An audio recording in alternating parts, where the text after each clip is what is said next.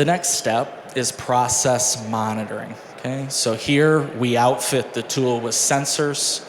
The tool will get integrated into the PLC system that's running the cell and communicate to the PLC okay and not okay installations. But the concept's the same.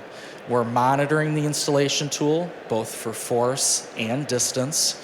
We're creating control parameters where we're saying for that application, the tool should perform this way for force and distance.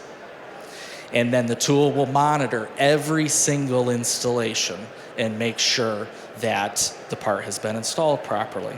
So detection is high with this technology, and for automotive safety critical applications, it's a must-have. But we're finding the cost of quality extends to all industries, and the tool pays for itself.